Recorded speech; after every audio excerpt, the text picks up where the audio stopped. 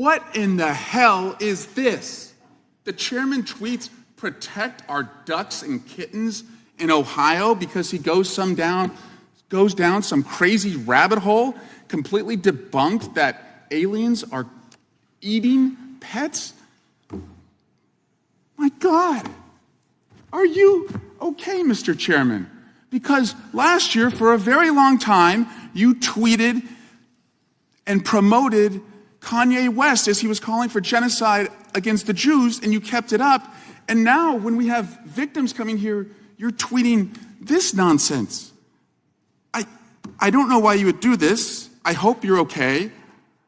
I don't know if the aliens who are eating your ducks are in the room with us right now. It's really interesting to see what the left will go crazy over next. And that's Representative Eric Swalwell, the same guy who had a Chinese spy in his re-election campaign back in 2014. So I guess it's pretty much safe to say that he's easy to persuade. Now, I also want to remind him that this is a meme, but these next clips, however, are not. And guys, I just want to thank you so much for clicking on this video. Thank you for hitting the like button and subscribing to the channel. You guys are absolutely amazing. Also, don't forget to hit the link in the description down below to join our amazing Patreon family, where I get to release all sorts of videos that I just can't release here. Not to mention, you can get access to early release videos over there that I just can't actually post here. So anyway, hit the link in the description down below. Join us on our Patreon family. Let's get on with the show.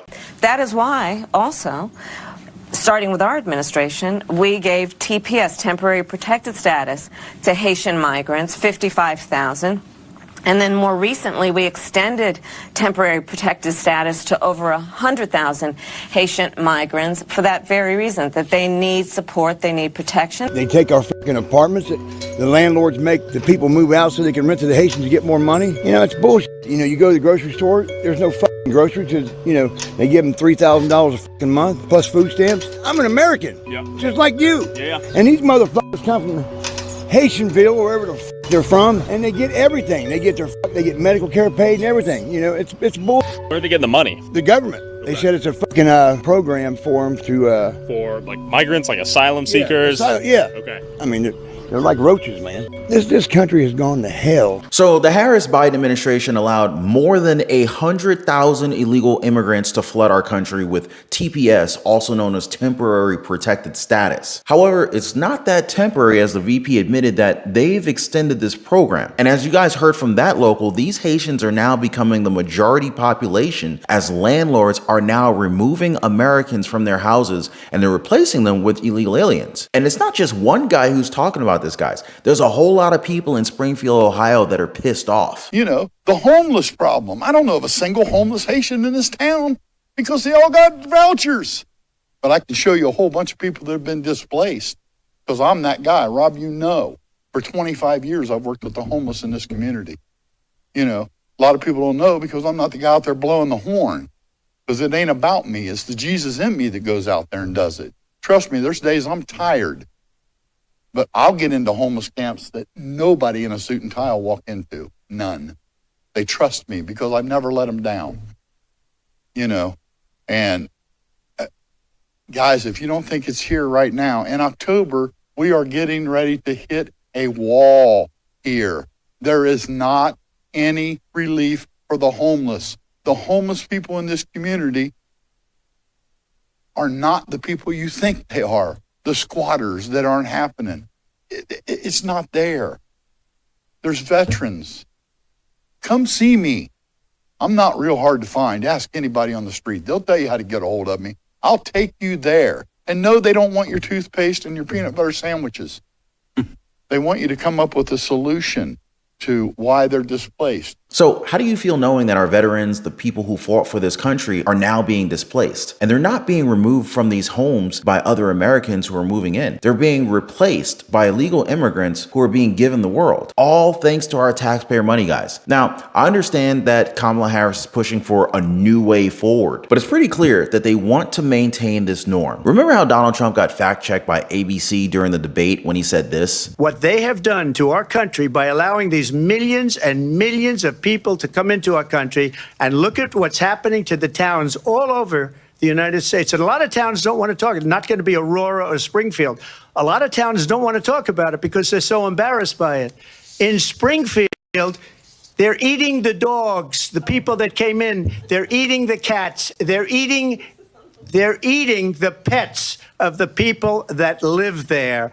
And this is what's happening in our country, and it's a shame. So here's the genius behind the delivery of Donald Trump here. He made it sound so extremely insane that this is happening, which has now shifted the spotlight onto Springfield, Ohio. Now, what's really funny here is that we now have millionaires who are chiming in, and they're basically telling working Americans to stop believing in lies. So here's a former local who clearly reading a script telling America that Donald Trump is a liar. You're not gonna believe this, but he's doing this while he's in a multi-million-dollar home and wearing a bathrobe, probably $1,000 robe for all I know. I'm not making this stuff up, guys. Watch this. So you might imagine there are some challenges with, integrating a new population, new language, new culture, new dietary preferences, all kinds of reasons why there might be growing pains, making sure there are enough services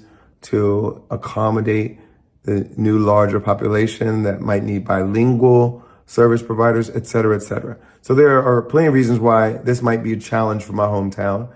But the bottom line is these people came to Springfield because there were jobs for them and they were willing to work. And they wanted to live the American dream, just like your German ancestors, your Irish ancestors, your Italian ancestors, your Jewish ancestors, your Jamaican ancestors, your Polish ancestors, all these ancestors who have moved to this country, maybe not speaking the language that everyone else spoke, maybe not eating the same foods, maybe having to adjust, maybe having to integrate, but all coming because they saw opportunity for themselves and their families in the American dream, and they came here to do that. Some facts about immigrants. They usually do very well here. They are hardworking, they're ambitious, they commit less crime than native-born Americans, and they will assimilate and integrate in time, but it takes time.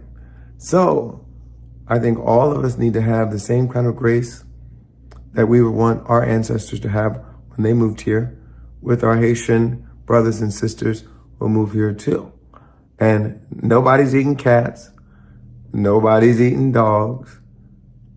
We all just want to live and flourish and raise our families in a healthy and safe environment. We're so lucky that he commented on this, because the first thought that came to my mind when Donald Trump talked about Springfield, Ohio was, what does John Legend think about this? Now, obviously, that's a whole boatload of sarcasm there, because this guy hasn't got a clue as to what's happening over there. But if we asked even more locals of the truth of the matter, we get answers like this. Had over 100 cats in it with the Haitians. They said they was eating them. Actually? Yeah.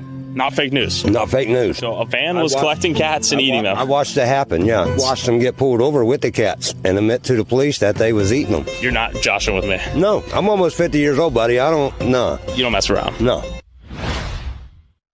So there you have it. They fact-checked him on that because of some letters that they got somewhere from a city manager saying, well, we don't believe that's true.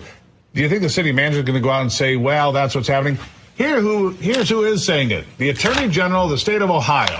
Believe it or not, guys, John Legend does not live among these people. It's freaking John Legend, guys. He's in Beverly Hills. So we're supposed to believe somebody who doesn't even live in Springfield, Ohio, just because he's influential? You gotta be kidding me. Even though there are police reports showing animals being stolen. Now, will ABC News retract their fact-checking of Donald Trump? I mean, that's something that's very unlikely to happen. But all of this did lead to people talking about Springfield, which is kind of a good thing for the area, as they've been asking for a lot of help and being ignored, which is what a lot of low-income and middle-class Americans are also asking for. Well, guys, the great wealth transfer is in full effect. And, whether it's Donald Trump that ends up winning the election or if it's Kamala Harris, oh God, we're in a world of a pickle, as my grandfather would say. Our freedoms are being stolen, guys. Credit card companies are out to get us. And if you don't understand the game, well, you end up getting played by the game. Now, if you're anything like me, guys, you know, you were probably out of shape, maybe in debt, living paycheck to paycheck, and just feeling like the system is just completely taking advantage of you. I remember for a long time, I could rarely ever get any time to spend with my wife. Anyway, through trial and error and through a lot of pain, I figured out how to gain freedom and also lose a lot of weight and actually get in shape. And guys, I'm gonna be honest with you, that was a game changer. To no longer be living paycheck to paycheck, figuring out how to get the credit cards to pay me, the power of a strong credit score. I pay thousands of dollars less per year for the same house as my neighbor just because my credit is better than his is. And this is not to brag. I mean, but this is the truth. The banks are literally taking advantage of the poor. It's like the people who can least afford it, they're charging the poor what is like unofficially called a poor tax or a tax on the poor. I mean, I'm now at a point where, you know, like, number one, I don't pay for credit cards. In fact, credit card companies pay me to use their cards. And I figured out how to build a lifestyle that is just ultimately very, very healthy. I lost a tremendous amount of weight and I put on a lot of muscle. But when I was struggling, I wish I knew people who knew these things. So anyway, I decided to create a community of like-minded people who are also interested, just like me, in living better. So if you guys want to join my community, it's called the Liberty Pursuit Network. It is brand new. Come on over. I'd love to have you guys and join like-minded people. Be positively motivated by others who are also on the same pursuit. So I'm going to leave a link for you guys so you can join me over on the Life Pursuit Network in the description down below this video. So check it out, guys, and let's not be a victim of this great wealth transfer that is taking place right now. An ABC whistleblower has let the cat out of the bag here, folks. Their name has been redacted for safety purposes, but we're going to go over what they said in this affidavit. So the whistleblowers said that they've worked with ABC News for well over a decade, holding multiple positions throughout the years. They say that over the years, the news outlet has changed its reporting from unbiased to a model influenced by external factors. They also say that they're not endorsing Donald Trump as president. Interesting. So here we have a person who doesn't even support Donald Trump, but is still letting the cat out of the bag regarding ABC being biased toward left-leaning Democrats and Kamala Harris. But they did, however, confirm a few things about the debate. One is that the Harris campaign imposed restrictions on ABC on what they can ask her. She couldn't be asked about the health of Joe Biden, which you would think that they would ask, her tenure as Attorney General in San Francisco, nor could they ask about Tony West. So West is Harris's brother-in-law who's facing allegations of embezzling billions of dollars in taxpayer funds, a person who may also be involved in Kamala Harris's administration if she wins. Now again, these are allegations that are being made by a whistleblower. They're doing this even with the possibility of perjury. It's also reported that the internal organization climate in ABC News is not good for any Trump supporters. And for their safety, the whistleblower claims to have recorded several conversations that will in fact prove that the Harris campaign insisted on not only fact-checking Trump. They said that if any of the questions were not to their liking, Harris would then back out of the debate. Now, we know that ABC News adhered to her demands because she showed up. Now, it's also being said here that her team received sample questions. They weren't the exact questions, but they covered very similar topics to what would appear in the debate. Were you surprised how the moderators heavily weighted the debate? Not at all. Yeah. Not at all. I think it was what we should all have expected. We see how these people operate. You know, you look at the comments that Muir has made, you look at the comments that Lindsay Davis has made, their bias was baked in from the very beginning because they're not real journalists. Yeah. They are essentially these political operatives whose job it is to try to distract away from Kamala Harris's record, distract away from the serious issues that we face. Not a single question was raised about how are you going to prevent the destruction of our country and the world from nuclear war, which we are closer to than ever before. And on the eve of the Islamist terrorist attack on 9/11, they did not raise a point, a question, or a challenge about how either of these candidates will stem the spread of this radical Islamist ideology around the world and in our own country here at home, and how you would prevent this threat from continuing to grow. So, you know, they were not at all interested in informing the American people about the truth about anything. We can expect that they will continue to be propagandists for Kamala Harris. Now, Speaker Mike Johnson will be the guy who can confirm all of this, so we're going to have to wait for an official statement once it's released. All right, Harry, talk to us about what the states look like, the battleground states. Yeah, so look, this is about the Electoral College, right? So let's take a look at the average margin. Nationally, Harris is ahead in the average poll by 2.5 points. But look in those 7 key battleground states, Arizona, Georgia, Michigan, Nevada, North Carolina, Pennsylvania, and Wisconsin. Harris is only ahead by 0.3 points, John. So the bottom line is, in those 7 key battleground states, it's a significantly tighter race than it is nationally, John. So Al Gore and Hillary Clinton are calling right now, Harry, asking what the chances are that Harris could win the popular vote but lose in the Electoral College. Okay, so basically, you note that 2.5 point lead nationally here, right? Okay, Harris's chances, if she wins the popular vote by 2 to 3 points, the chance she wins the Electoral College is only 53%. The bottom line is, once you have to get all the way north to about 3 to 4 points for Harris to have a clear chance, the clear majority chance of winning the Electoral College. If she only wins by less than 2, look at that. Only a 23% chance of winning. Right now, Harris is right now in that danger zone where basically about half the time, given that popular vote margin nationally, she would win. And so here's the situation. Chance Harris wins the popular vote at this point is about 70%, but the chance she wins the Electoral College is only about 50%.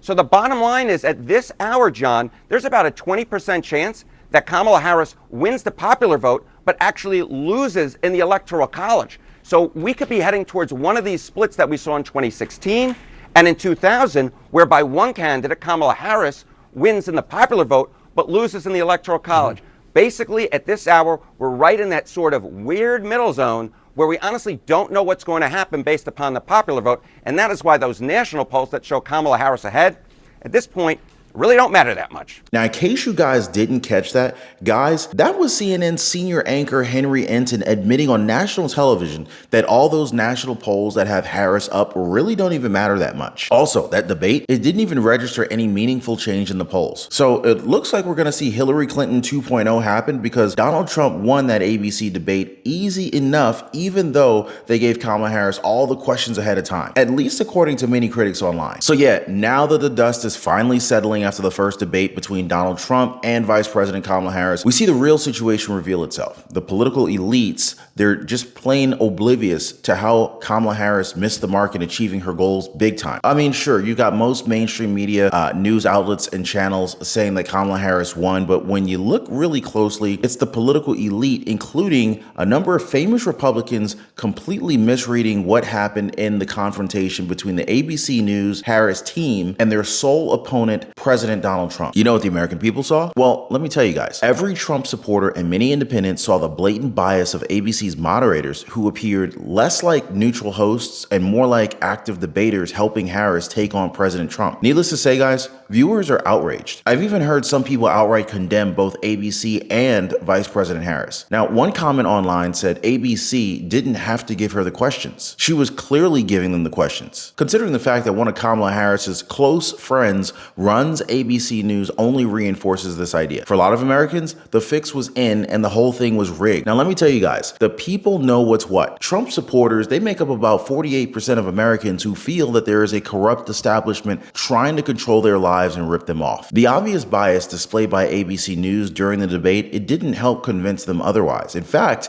the whole thing only reinforced their beliefs and basically solidified Harris as part of that establishment. Now, I personally know people both in our comments and in real life that are basically downright furious about the debate, and they're frustrated by how Harris seemed to underestimate their intelligence. Harris didn't help their case either. Instead, the vice president spent much of her time pulling faces and trying to look cute for the audiences at home. And if you guys watched the whole thing, you would see how her behavior came across more like that of a spoiled teenager than a potential commander-in-chief of the country. Now again, this is the political elites at work, guys. You see, the elites, they tend to prioritize style over substance, and they expect everyone to play along as if they're at some fancy Washington cocktail party. But we know better. Most Americans don't appreciate being treated like they're ignorant, especially by polished, clever people who think that they can't see through the manipulation. Hit the like button and drop a quick yes in the comments down below if you guys agree with our message here. And if you want to help in our fight to get out the truth, you can also subscribe to the channel and tap that notification bell. Appreciate you guys. Now guys, the reality is Vice President Kamala Harris cannot afford to be honest with who she is, because admitting her true beliefs, not to mention the failures behaviors of the past 3.5 years, it would seriously hurt her campaign. And you can see that in the debate. The ABC moderators did everything that they could